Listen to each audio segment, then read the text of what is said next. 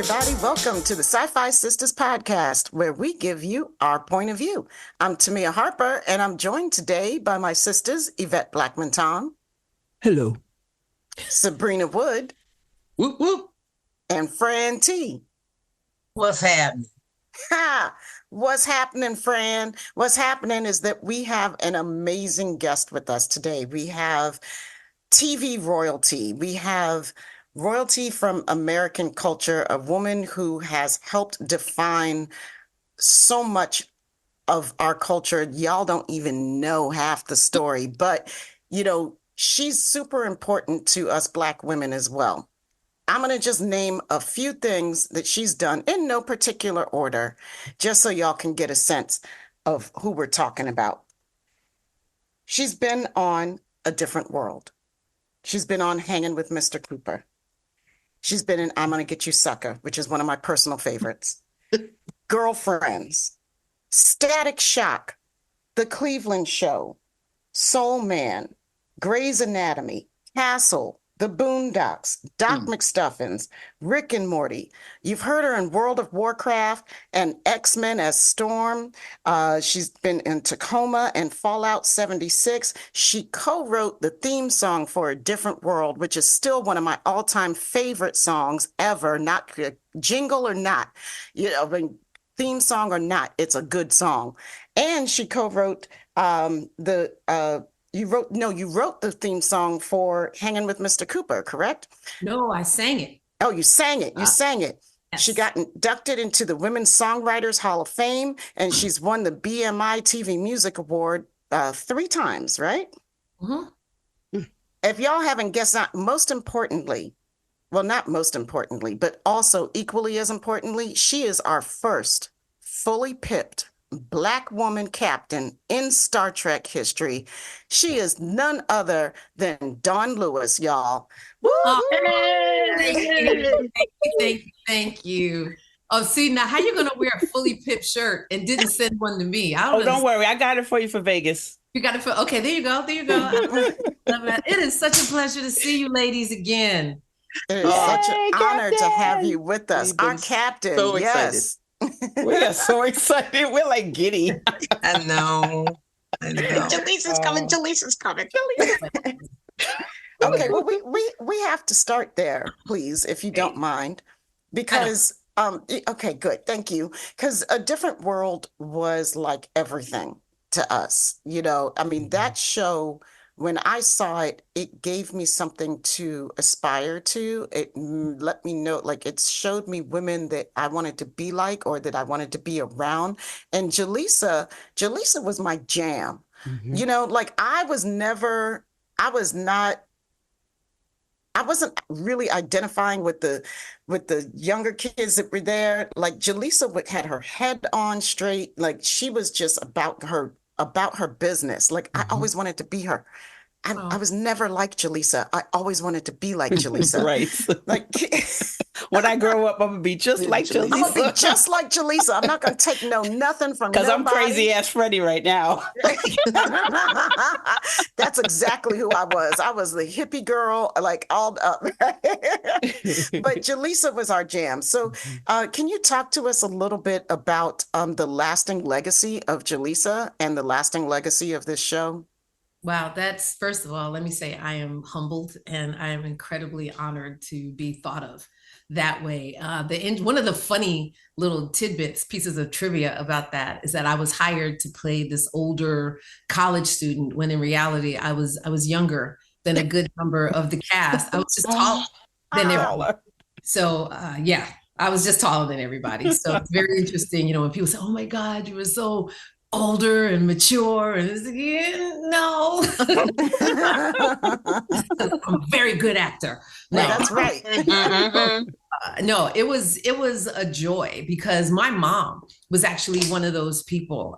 She came from Guyana, South America, and married my dad, who was in the U.S. military. That's how she got brought into the States and got her citizenship. He was also Guyanese. They grew up from across the street from each other. Wow. So it wasn't until my mom had all 4 kids, had gotten divorced, had tried to find jobs and a way to take care of the four of us, that she went back to school to get her education so that she could get a better job. Wow. Yeah, So my that's mom was that original, it ain't over till it's over. over. Right. I love that. In my life. And then as far as being Jaleesa goes, that was a name I had never heard before. And I got to meet the original Jaleesa while we were filming the pilot. And she was married to one of Mr. Cosby's best friends, Walt Haslett. That's who Sinbad's character was named after, Coach Walt. Wow. Oates. So Jaleesa is his wife. God rest his soul, Walt passed away a few years ago, but I met her and we stayed in touch. We're still great friends. Jaleesa told me a very interesting story, that her name is actually a made-up name. Wow. Of course it is. A Muslim. Walt was a Muslim and wanted her to convert to Islam. And so they made up a name because the name they were giving her, a traditional Muslim name, she really wasn't down with. Made up this name, Jaleesa, and she adopted that. That's her legal name now. And so Mr. Cosby named Sinbad after Walt and named me after her. Wow. And now she is the absolute OG Jaleesa.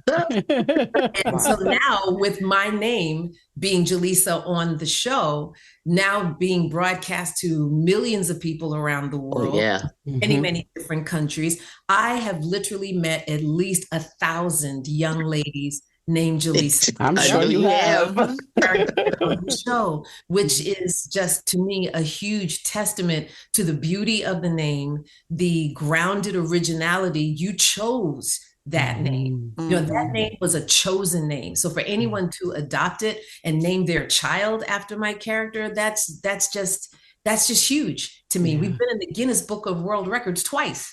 Wow. Name most used, people most used to name their child after a television character. Wow. Oh my gosh. That is so cool. Wow. Yeah, so Jaleesa is level-headed. She's grounded. She is purposeful. She is nurturing. She is so many amazing things. She's forever organized. And half of the things that I just mentioned, I don't know that they correlate to Dawnn as well. But my best to do my best. I don't always have the right answer. I don't always do the right thing. I am only human, but she does set a standard and reside in me in a way that causes me to expect and require the best of myself. Wow. Yeah. Wow. You kind of got the Star Trek effect with Different World, you know, forever Jaleesa. Now you're going to be forever the captain. I've had about 1,000 jobs since Different World, and I will be for some people forever. Hey, are you still acting? Yeah, I'm on 12 shows right now. Still acting? What? Silly question. So apparently, unless it's in a Different World reboot, I don't see you. I don't see you. Yes, oh no, praise God, I'm here. Yeah. Yes. I just wanted to ask. I wanted to ask a question. Keeping with Different World, can you talk to the tour that you guys have just been on? I mean, I was going to ask about the same so thing. it's just so cool. Oh, man, the tour. Just to do that and go to HBCUs, because I was in college when Different World was on. So it was a thing for us. Like all the Black students, like the BSU, would go into the tavern and we would watch A Different World together because we were those kids, you know, like people, nobody cared about us kids that were doing the good thing, you know, it wasn't a thing. Like there was nothing but about bad kids or the kids were doing this, gangs or whatever, but nothing about the kids who said, oh, I'm going to do what my parents tell me to do and I'm going to college and, you know, get a good education. So Different World means a lot to me. You know, we were seen because our parents didn't ask us, if you're going to college. They asked us, what college are you going to? Yes, exactly. There was no if about it. There was no if. We was going. Right. You know, that the whole phenomenon, you know, you were on campus feeling unseen. We were doing a show about young people doing their best to do their best and being seen, when in reality, us as a cast, us as a show, were unseen by the people who were employing us. And it was the fans. It was the reality of the people whose lives we touched, of whose lives we reflected, of whose journeys we gave license to. That's what kept us on the air. They could not deny the ratings. Right. They could not deny the financial lucrativeness of the show. But however, we weren't paid what we should have been paid. We weren't supported the way we should have been supported. We went back and forth between our show and the Cosby Show as being the number one or number two television series. Not half-hour show, not black show, period. TV. Right. Oh, the Thursday night lineup. You were home. That's the original must-see TV. Thank you. For 6 years. How does number one, number two show on television around the planet never get nominated for an Emmy? Thank you. Never ever get invited to the Emmys to hand a trophy to somebody else. Never have a commercial, never have a billboard, never have an hour-long special. So the reception that we get now, 37 years later, where every day of those 37 years since the day our show debuted, we have been on television. We have never not on television. 37 years. The reception we get now, whether it's from our viewers or it's from major mainstream television talk shows like The View. We did Oprah once. I did Oprah about 4 times, three times as an individual and once with the cast. You know, there was some shows we got to do, like Arsenio Hall, etc. But major daytime TV, no. We were on The View the first time, for the first time within a few weeks ago. Wow. The White House for the first time ever. Acknowledged on the level that we're being acknowledged now for the first time ever. So it is incredibly humbling. It's incredibly touching. It's incredibly honoring to us to get firsthand. And these are all kids that are in schools now that weren't born in the same. Because my kids shot the show. Right. You know what I'm saying? So the fact that the legacy continues to inspire, it is mind blowing. It is mind blowing. And we couldn't be more grateful.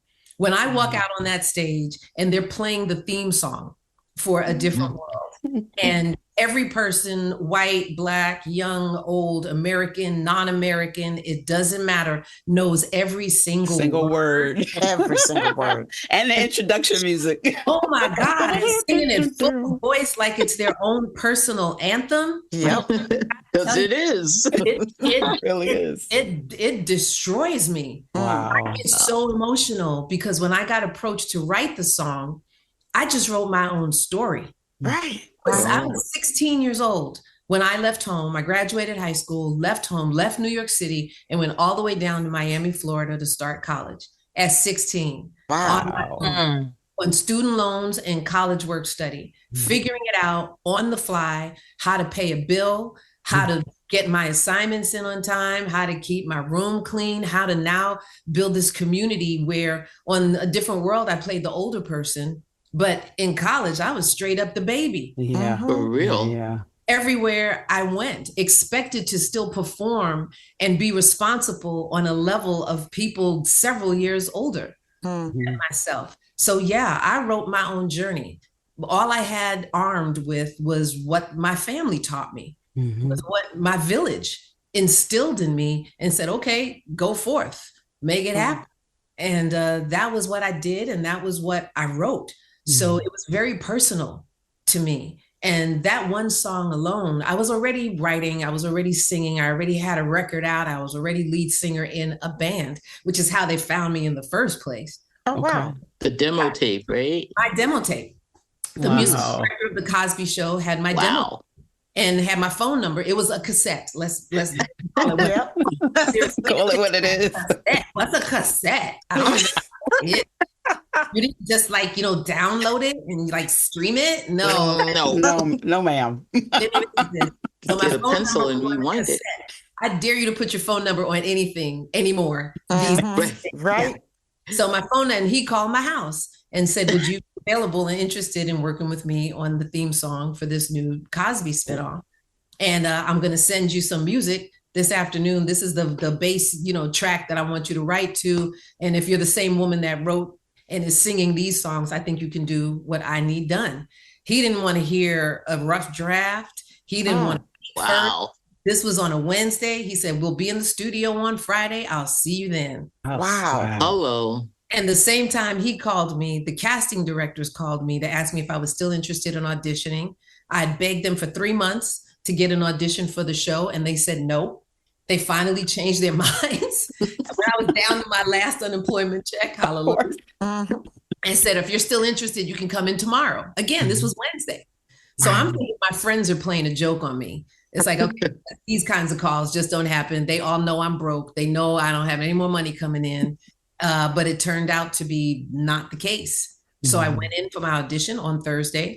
Afterwards, I was on the phone that morning, making phone calls, trying to find representation. I didn't have an agent, a manager. And what I knew I really needed right in that moment was an attorney to negotiate this contract. I've been asked to write the biggest, most important piece of music of my career thus far. Oh my God. I've literally just been out of college for like two years. So I found the gentlemen, the lawyers that wrote one of the textbooks that I studied in school, This Business of Music. It was written by Bill Krasilovsky and yes. There you go. Such a famous book. And I looked them up in the yellow pages and said, look, you don't know me, but I just studied your book in school. And I want to know, do you have free legal aid? Do you have a niece? You got somebody that knows how to do this that can help you out? And they said, well, come in tomorrow, Thursday, the same Thursday, and tell us what's going on. We'll see what we can do. So I went to my audition. They said, okay, thank you, bye. And okay, I left. I went over to their office. I told them the story. They said, we'd be happy to represent you. I said, okay, well, you must have missed the part where I said, I just got out of school and I don't have any money. I can't pay you. Right. I need to speak to your secretary or somebody. And they said, no. We are impressed with the fact that you want to do this the right way and didn't just decide to sign anything. So we're happy to help you free of charge. Wow. And they said, all we ask is that when you get a chance, you pay it forward. And they had to tell me what that meant. I'd never heard that term before. And I sat in their office and I was bawling. I was crying. No one had ever done anything that incredibly supportive and generous to me before, ever, outside of my family.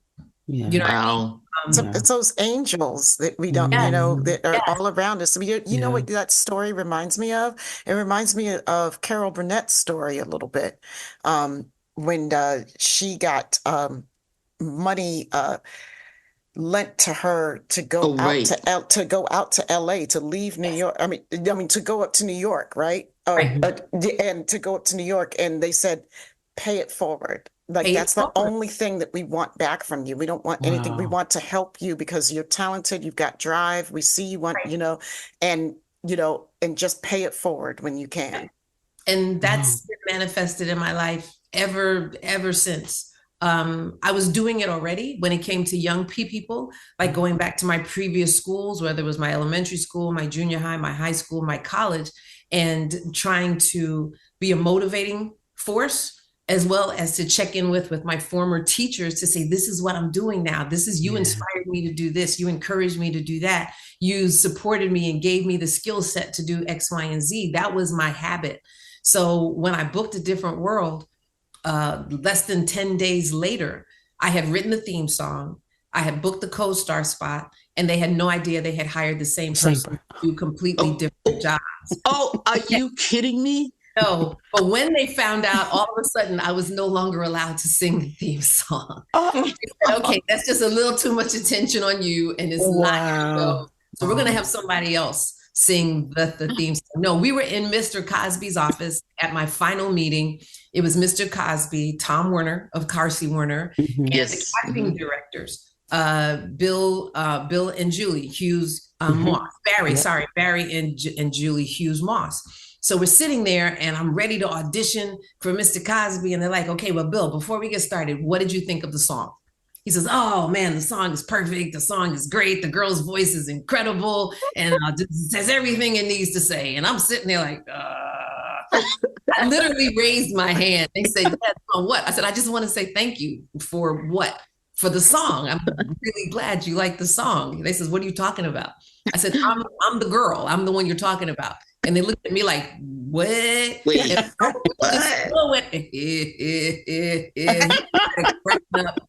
and that's when they put 2 and 2 together. I never auditioned. They said, okay, you see her hair? We love her hair. You see the clothes, the way she's dressed? That's the way we want her dressed. So this and this, and they're starting talking about all this other, and at least 10, 15 minutes goes by. I raised my hand again. I said, yes, what is it? I said, does this mean I have the job? Wow. He said, what do you think we were talking about for the last 15 minutes?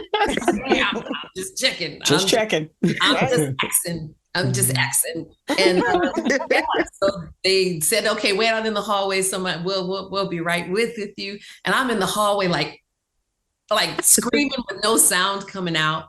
And Tom Werner comes out in the hallway. He said, congratulations. I'm very happy for you. I said, thank you so much. I'm like, I'm so full. I'm so emotional. And I said, do you mind if I need to call my mom? Is there a phone I can use? He said, sure, you can use my office. And before we called my mom, I said, look, I don't want to sound weird or anything, but would you pray with me? And he looked at me and said, I'd be honored. And we held hands and we sat and I prayed and I gave God glory and thanks for the blessing that he just enveloped me with, because things like that just don't happen. Right. Not the way that happened, but it taught me a lesson that if they see you coming, someone may try to block you, because they put the pieces together. That's the first thing they did. Wow. Was try to block me. Was no, you can't sing it. We're going to use it and you can't sing it. One of the things when I talk to people about their business and show business and handling your business in this world of show, don't get so distracted and caught up in being part of the show that you fail to handle your business. That contract that Feynman and Krasowski negotiated for me, unheard of. First time TV theme songwriter, I got 50-50 credit. 50-50 credit. And they were supposed to give me screen credit.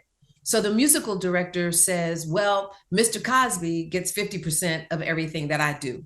My attorney said, well, Mr. Cosby is welcome to 50% of your 50%, but Miss Lewis is 50% writer. She wrote the melody. She wrote the lyrics. It's in all rights and intents. It's her song. However, we know that you hired her, you brought her on as a musical director. So, okay, 50-50. They're like, oh, okay. When the first episode aired, the pilot aired, my name was not there as per my contract. When I got my first check, I was paid at 33.33%. It took me almost a year to get that corrected, because that's how they filed the pay paperwork. Right. However, after that first episode aired, I called my attorneys and they said, Dawnn, don't worry about it. We got you. Because I went to my bosses and said, I think there's been a mistake. My name wasn't there. My name's supposed to be there. They said, you're in the show. What else do you want? I said, I want what's in my contract. Nice. And they said, well, it's going to take us time to fix it, at least a month, six weeks, whatever. We'll get around to it. So when I called my attorneys, they said, Dawnn, don't worry. We got you. Their response to the network and to the production company was, you are now officially in breach of contract. Either this is fixed immediately. In fact, you know what? Take all the time you need. But until it's done, you have an injunction against you and you will not be allowed to use the song until this is remedied. That bad boy was fixed next week. Right? And that's the business of show business. Yeah. Wow. The time to do that. Because I could have just jumped at the opportunity and signed whatever they wanted me to sign. It signed your life away. Signed my life away. And that just taught me such a valuable lesson that, it means nothing to them. Right. For me to have that credit. It means nothing for them to be paid the way you're supposed to be paid. But some folk will do you the way they want to do you just because of... Yes, yes, ma'am. Yep. They can.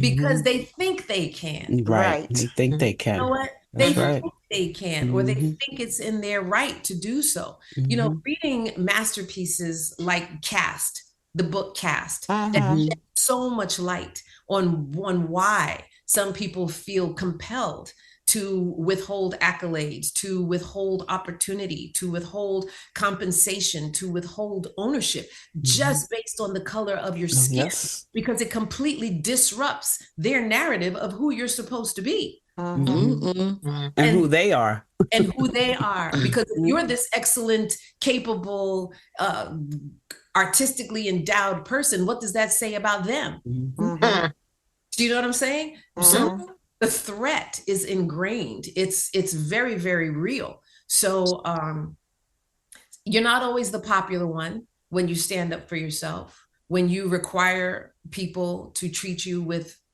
fairness, to be equitable with you, to be respectful of you, to be considerate of you. Right. It doesn't always go over well. And you get the difficult label. Difficult label. Exactly. But I know I sleep well at night. I know the spirit with which I approach everything, and that's to collaborate and to be cooperative and to walk in the fullness of my blessing, because I truly believe that God deposited what he deposited in me, because he knows that when you ask me, I'm going to reflect where it came from. So he just keeps giving me more in me so that when it comes through me, you see him ultimately. And that's not at anybody else's expense. It's not, I believe I never do anything with it's either me or you. Right. I prefer to come at it with, I'm giving them every reason to choose me. If they choose me over you, so be it. Yep. But they may have other criteria and end up choosing you. But at least I know I showed up. If I show up, it's because I plan on showing up. Girl, I love it. Go ahead now, preach. You just said it a lot. She said a word, didn't she? She said a lot, a major word. You just got to, y'all just sit back and absorb that for a minute. That was a lot of good stuff in there, but invigorating and so inspiring. Thank you.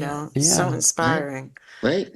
All these youngsters that are starting businesses, starting internet stuff, don't go rushing in and take the first deal and sign everything. You got to know what's going on. And if you don't know, ask a lawyer. We've seen and heard the horror stories of people who didn't do it right. After they signed their life away, signed everything away, and then they're looking like they didn't know because they didn't know. Right.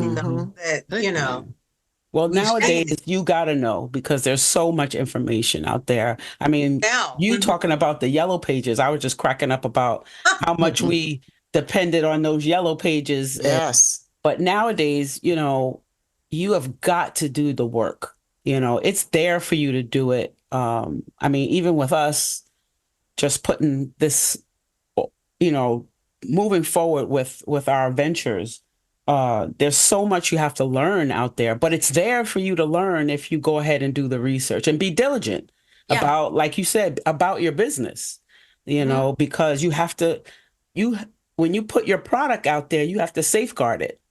Right. This is the best you can. Technology is a monster. It is. Yeah. It is a monster. It really is. Yeah. And legislation is so far behind. So slow. God. Because right now technology is the wild, wild west. Yeah. And it's going to stay the wild, wild west until we chip away little by little to see how we can legislate it and regulate it and make sure we are protected. Our intellectual properties are protected, and you can make a living doing what you love to do. Yeah. Right. You can pay some bills and not realize that everything you offer in the spirit of, I want to share my gift with the world, somebody else has found a way to get a check. Yep. Right. Yep. Yep. And it's every day. Every day you're making, and it's changing all the time. Yep. Every second. I mean, I swear it feels like it's every second something has changed. Yep. I'm like, why am I feel like I'm always 2 steps behind when it comes to technology? I'm probably 5 steps behind. Nobody tapped you on the shoulder and said, sis, let me holler at you for a minute. Let me holler at you for a second. Like, no, but there are people whose jobs it is to know. Mm-hmm. So it's your job to find the people who know. Exactly. The system is designed to make sure you don't know. Yeah. That's how they keep ahead of you. Yep. That's how they keep. It's not by accident. No like every way. time you update your phone, how long does it take you to figure out? Okay, so what did this update just? Right. What did I need to update this phone for? Nothing's looking different now. Yeah, I used to be able to do this by doing this, so I can't do that anymore. So how do I do that? Oh, you don't have that option anymore. There are things on the phone that if you don't know to turn it off, yes, people are watching you, seeing you, hearing you, everything, hearing you. Yep. All of that, unless you know to turn a particular button that you didn't even know was there. Mm-hmm. Way deep down. And they can stand next to you and just clone your phone. Mm-hmm. Yep. It's bananas. It's a lot. It's a lot. It really is. I mean, which is why I love the fact that you are the role model that you are now, and particularly in Star Trek as our fully pipped Black captain. I need a shirt. We're gonna get you one. We're gonna get you one. We got you. Fully she said a license plate. I need a license plate. That's on you, sis. Well, I'm lurking. I am. There you go.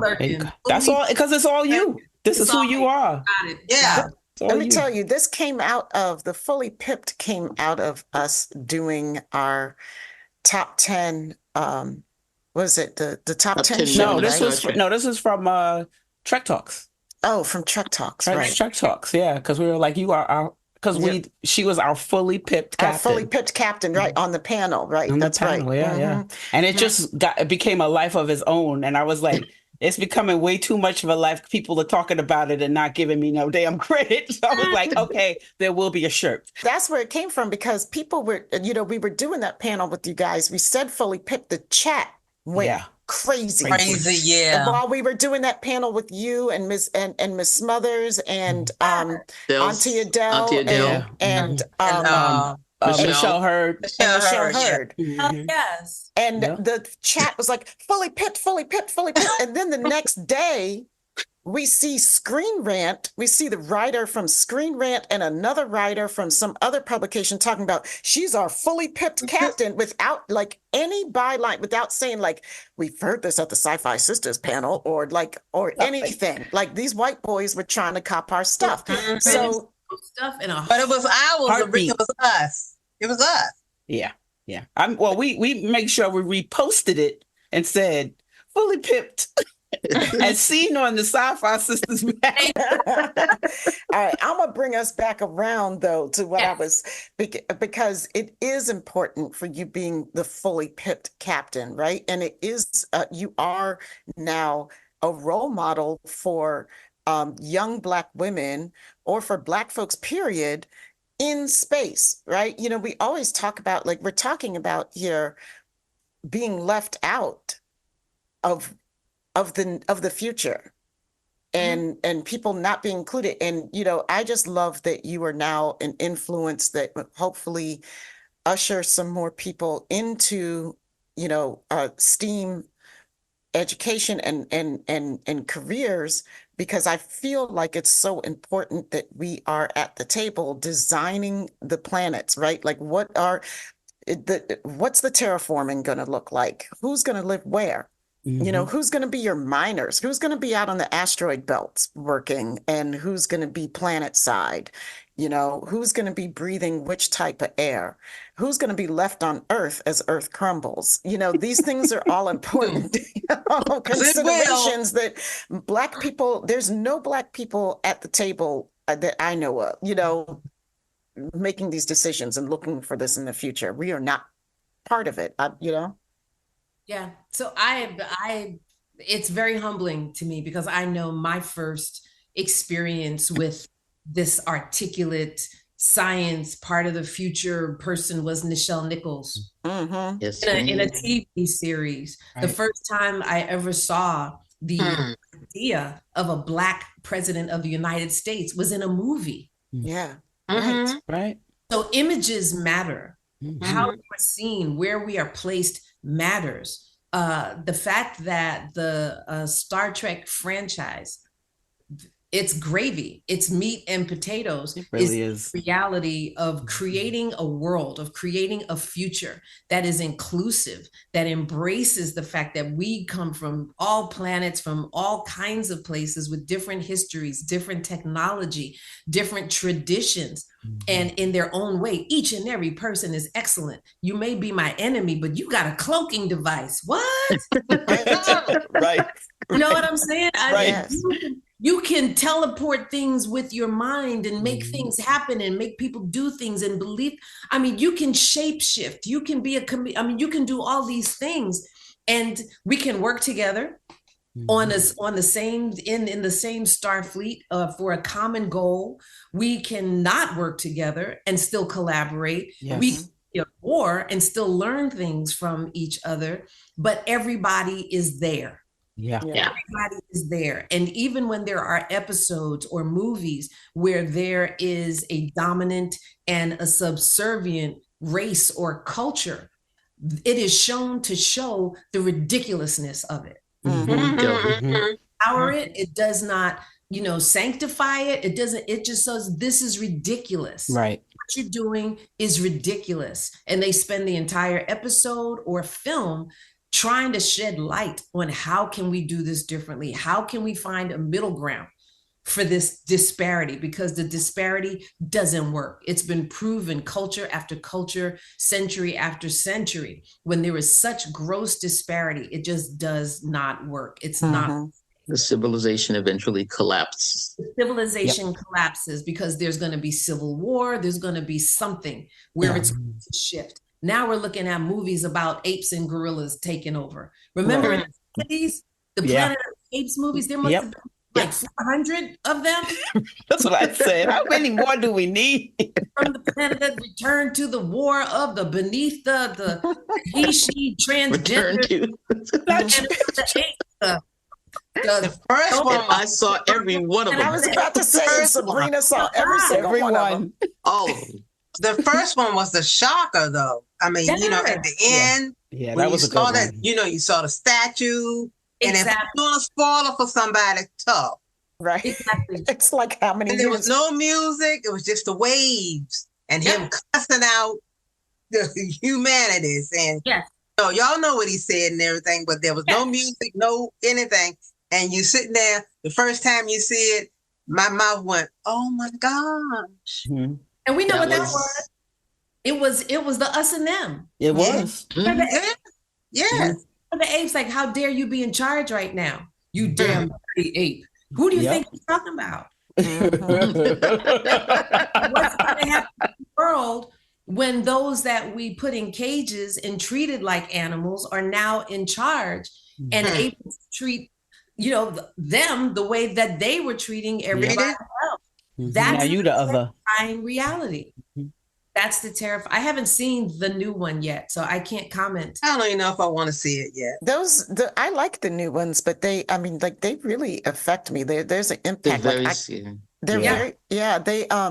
was really emotional after I saw the last one, and I'm kind of afraid to go see this one because it is exactly what you said. It is us and them, and we know exactly who they're talking about, and they're very impactful. Yeah.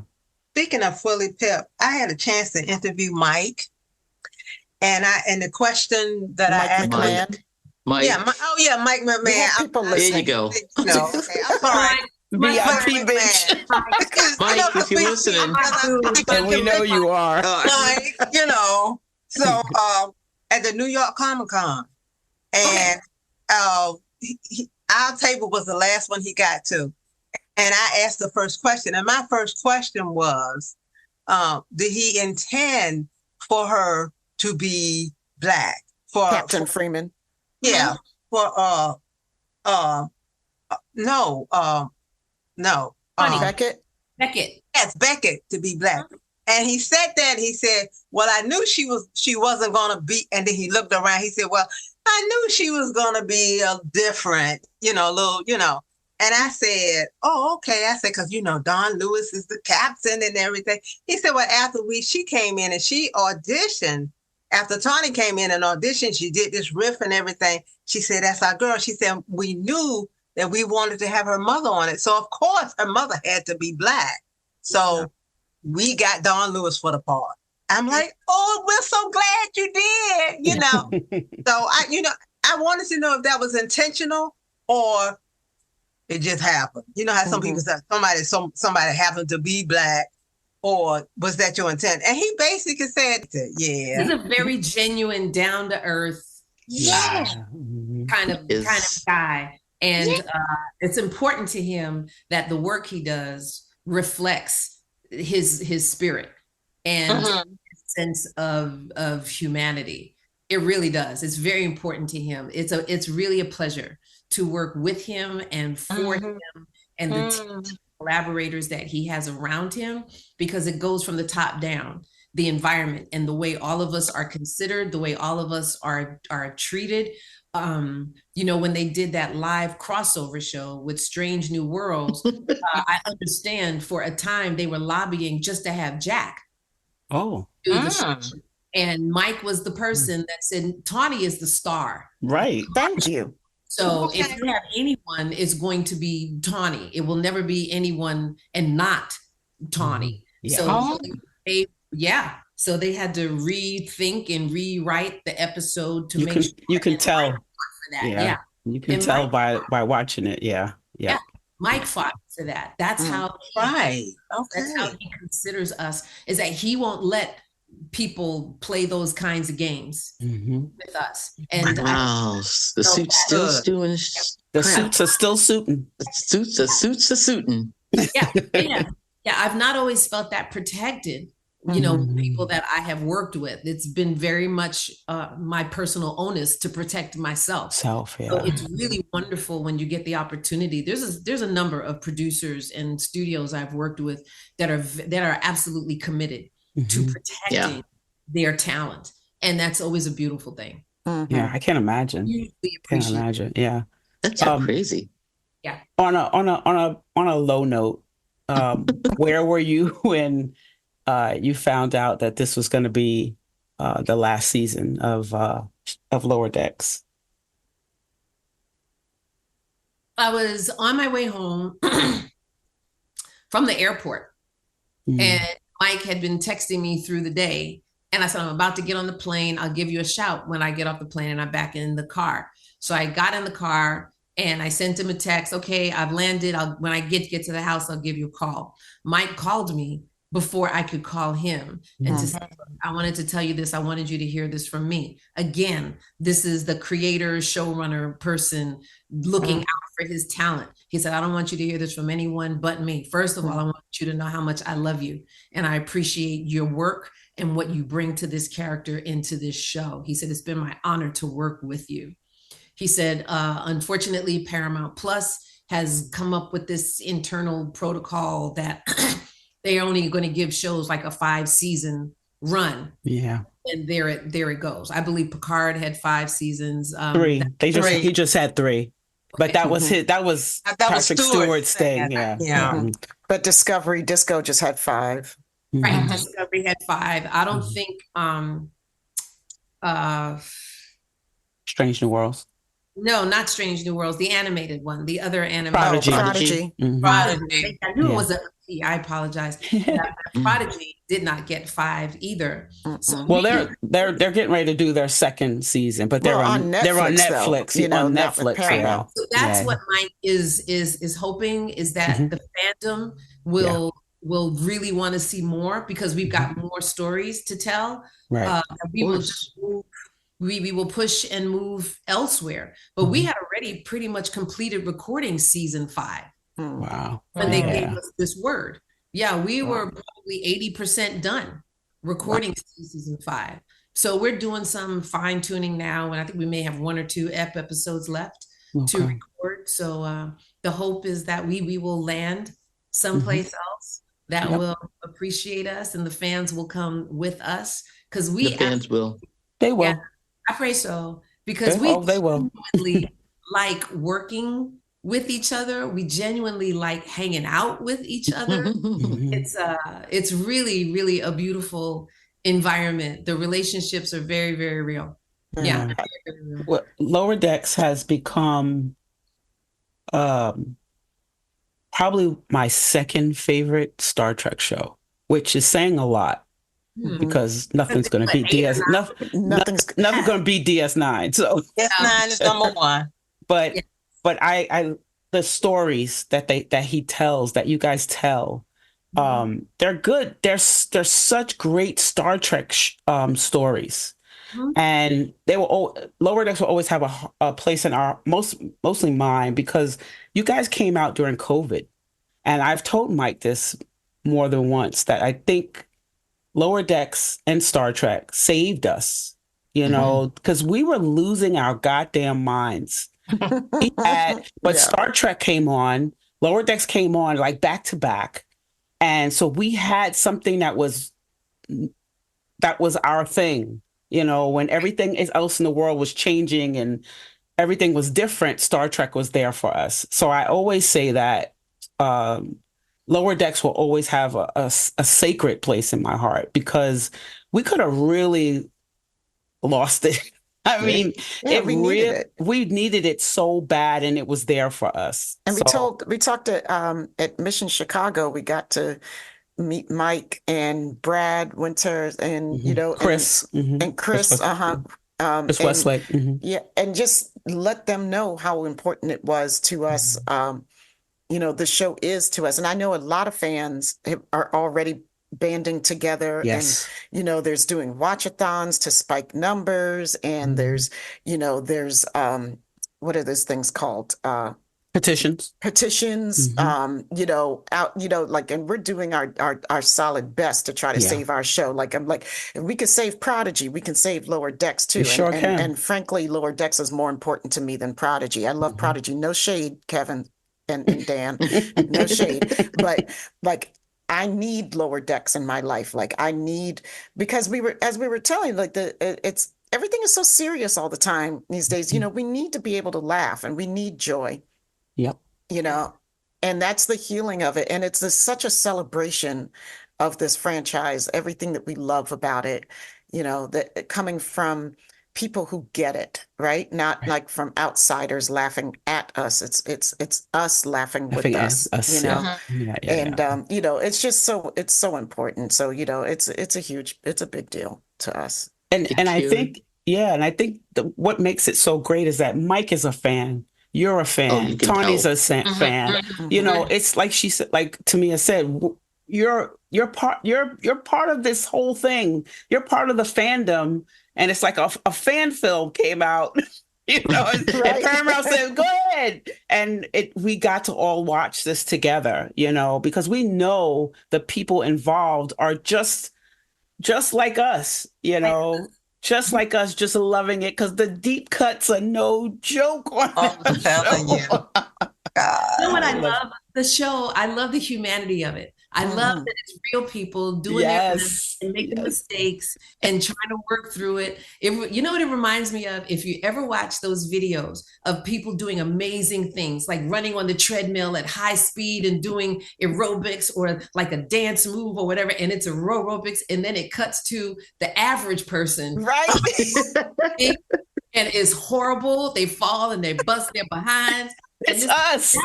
That's what our show is. Yes. Our show is if the world was sitting watching Star Trek and go, okay, I'm gonna teleport myself over this and watching it just be a hot mess. I'm gonna save someone's life with this Xerox machine. It's like, right.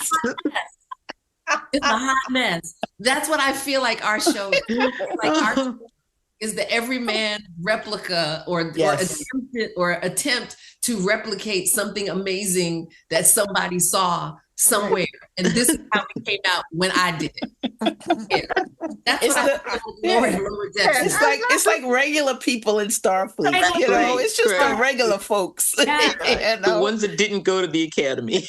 No, they went to the academy. They went to the academy. They get on the Enterprise. The valedictorian. I went. I was right. To the bottom of the class. Yeah, they weren't even at the bottom. You were so harsh, Sabrina. Right. Damn, they're not at the bottom of the class. They're just average. They're just normal people. Jesus. That's the Mary Sue talking over there. She was freaking great at everything. But I do consider you all the flagship of the California class, though. I do. Yes, we are. There you go. Otherwise, they wouldn't be a show. I love that little ship. I love that ship. Y'all, we got to move on because this woman does not have the whole night to be with us. Yes. Exactly. You read my mind. That's exactly what I want to talk about. This foundation is hugely important. Tell us about it. The A New Day Foundation. We were talking before about me being committed to young people and speaking into them. And I have embraced the fact that I'm seen as a role model, that I'm seen as an example. So I am just diving in both feet, both shoulders, getting my, black girl hair wet with the reality of just trying my best to be a blessing to somebody else. So I started the A New Day Foundation, which is a play on my name, Dawnn, so that the mission of our organization is that where you were yesterday is not where you need to be today, nor where you have to end up tomorrow. So we want to be a day of opportunity towards you being your best self. So we offer programs, workshops, what we call experiences for our teens, literally teens 13 to 19 can participate in our teen programs for boys, which is called Mentors, which is spelled MEN capital TORS, which stands for Men Talking of Relevant Situations. Oh, I love it. Sisters Hangout, which is for teen girls 13 to 19. And we do at least 3 experiences for them a year, where we introduce them to different cultural or career opportunities that they don't normally have access to. And in some cases, they don't even know even existed. We took the boys to the Bill Pickett rodeo. Oh, wow. They had never seen a black cowboy before, much less a rodeo, much less a horse in person. So several of the cowboys are friends of mine. So they came and spoke to them and answered their questions. It was an amazing experience for these young boys. We took about 20 girls camping on Glenn Turman's ranch every summer. Wow. He used to turn it into a camp for inner city kids. So we took about 20 girls out there, taught them how to rope, how to ride, archery, had campfires. They were sleeping in sleeping bags. Some of them didn't know what a sleeping bag was, so we provided sleeping bags. I do voiceover work. So I took a group of kids into a recording studio and taught them how to make their own animation and video game projects. Oh, wow. Into 3 groups, and 1/3 went with the engineer. He taught them how to set up mics, how to EQ voices and run the mixer board. Another group went with our director. She taught them how to break down scripts, cast each of us that was appropriate for different roles. Sorry, you got me. That damn show. So, and direct us in the booth in our various roles. And then the third group was with me in the booth, learning how to manipulate their voices to create different characters. And so every hour, each group would rotate. So by the end of the day, they got to do some of everything. And then we feed them, we provide meals, everything we do free of charge. So if you've ever thought to send us $5, $25, $5,000, $50,000, just know that every penny is going toward making everything that we do free and available to all of our participants. At the end of that, we have what's called a safe space conversation, where we encourage the young people to have a candid conversation about what's going on in their lives. And invariably, there's someone else in the circle who has either experienced or is currently experiencing something that someone else is going through. So these young people now are awakened to the reality that they are not the only ones dealing with what they are dealing with. They have an opportunity for peer-to-peer mentorship. They now discover a village that they did not have access to before, and support. And then myself and a few members of our team help guide the conversation to help them find different perspectives on how to deal with the things that they are dealing with. And more often than not, parents are not involved. You have to entrust your kid to us for the day. So you drop them off, we do the experience, we feed them, you come back and get them. The parents will send us emails. What did you do to my child? I said to them, but they came home and spoke more respectfully.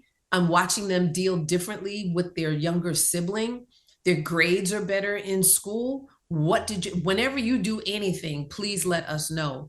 And more often than not, once a young person comes to any of our programs, they keep coming back until they age out. Wow.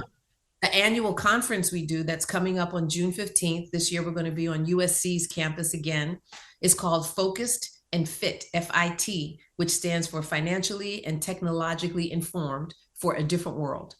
So we have a 4-track day, conference day, with workshops in financial literacy, in technology, in health and wellness, and motivation, activation, skill set management. We don't want you to just be motivated. We want you to know how to put these pieces together so you have a successful outcome.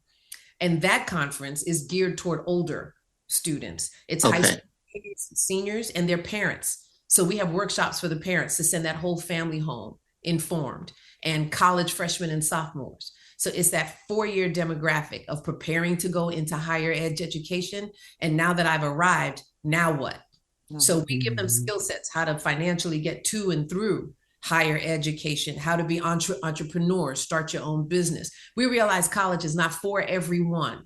However, you have to become a responsible adult in the world community. You have to know how to stay marketable, how to stay competitive. And that's where technology comes in. And some of the things that we were just talking about, you have to understand, how do you take what is a desire in my heart? How do I take what is a basic skill in my life and possibly turn it into a career?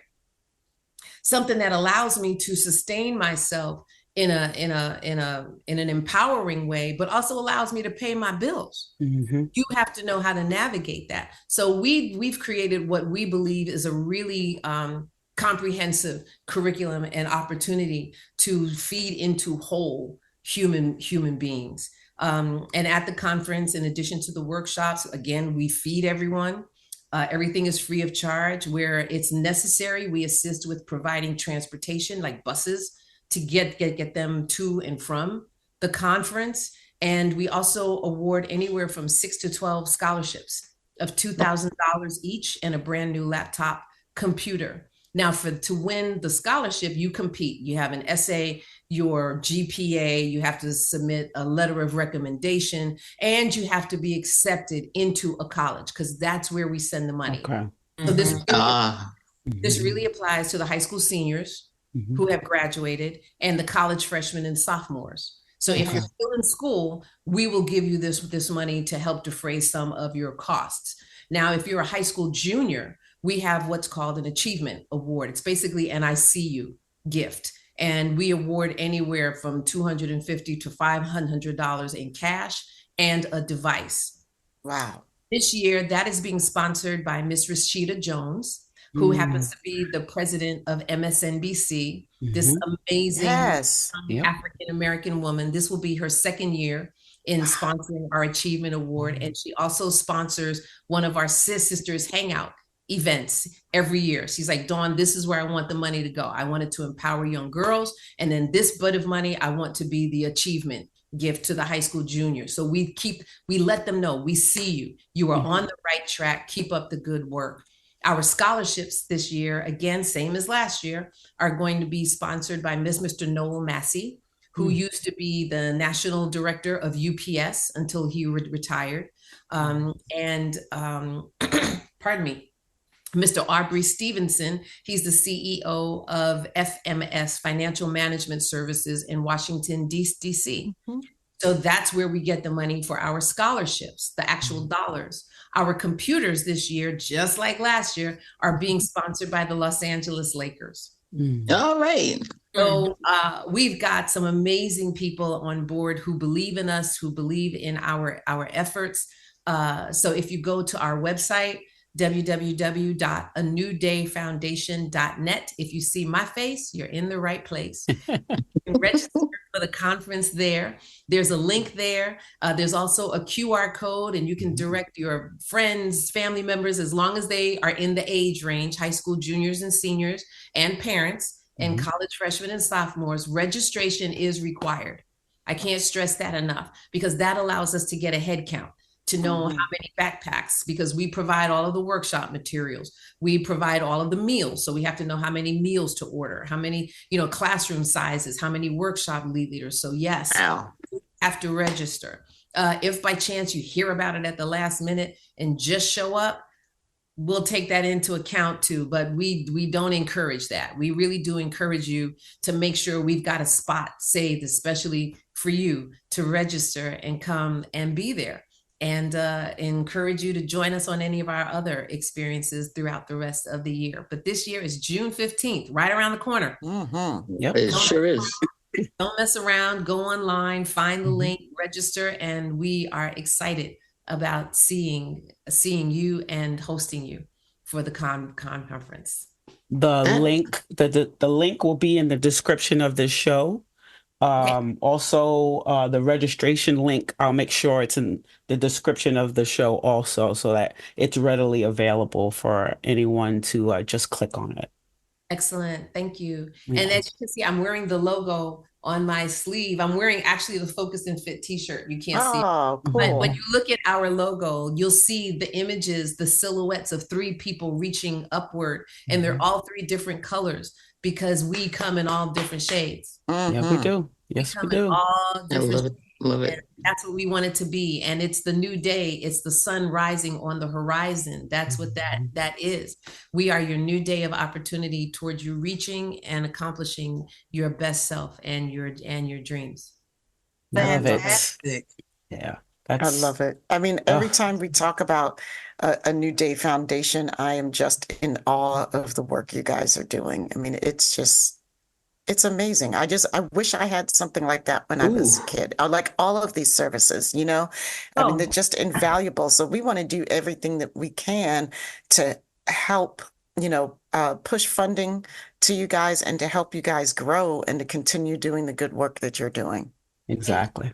Of our amazing sponsors are, US Bank, City National in the financial literacy piece. Our title sponsor for our technology track is Cisco Systems. Oh, wow. And one of your favorite people, Dr. Ronald Gamble from NASA. Yes.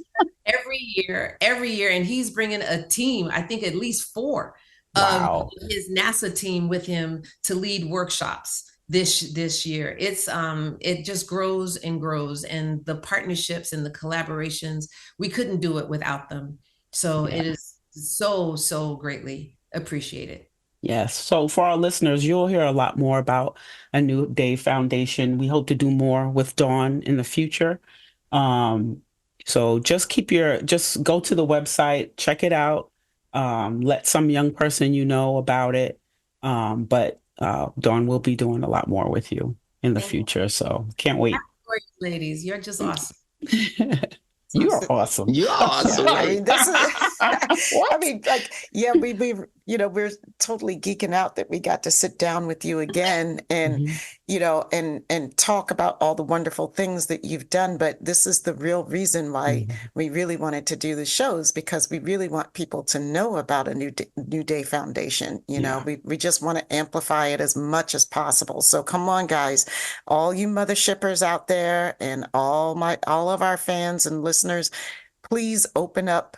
This is a great cause. Please let the young people that you know in your lives know about it. And, let's keep helping it grow. Definitely.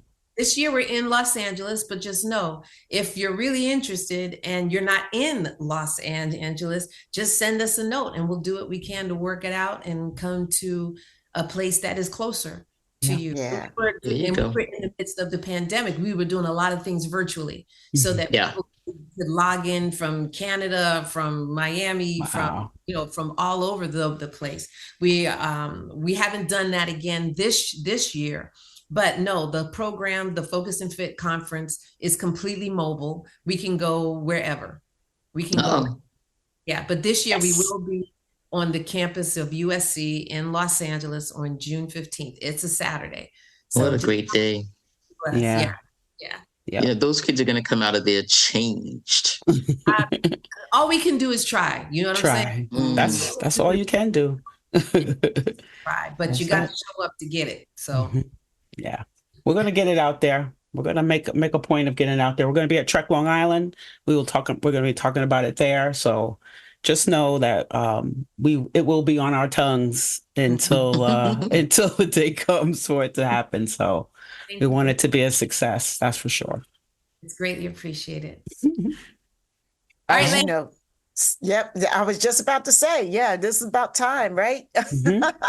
We are so appreciative of you and the generosity with your time, and we just love you, and we wanted to make sure that you knew how much you were loved, right here, right now, from all of us. And Yvette, can you tell people where they can write and show their love to Dawnn, and how if they have any questions or comments about today's show? You can find us at sci-fisisters.com. That's SYFYSISTAS.com. Join us on the mothership. That's MUTHASHIP. And the Sci-Fi Sisters Book Club, both on Facebook. On Instagram, TikTok, and Threads, sci-fi.sisters. We are also on the platform formerly known as Twitter at Sci-Fi Sisters. For more interviews in our infamous Top 10 series, subscribe to our YouTube channel at Sci-Fi Sisters Inc. Become a patron of Sci-Fi Sisters today at patreon.com/Sci-Fi Sisters. The Trek Geeks Network's presenting sponsor is Fansets. Go to Fansets for pins and memorabilia from all your favorite franchises. Visit fansets.com and use Trek Geeks, all caps, for your exclusive 10% discount. After listening to this podcast, please rate us and write a review. We may just read it on an upcoming episode. Thanks, Yvette. And we'd also like to thank our associate producers, Sailor Marge, Stephanie Baker, and Karen Dramera. Thank you guys so much for your support of the show, and we would be remiss if we didn't thank the baddest engineer in any and all universes. That's Dose, the anonymous one. He's responsible for the music you hear on our show, as well as all of our engineering. And if you are in need of his services, hit him up on Instagram at dose_the_anonymous_1. That's the number 1, y'all. And that's it for us. We hope you enjoyed listening. We love you very much. Peace, love, and hair grease.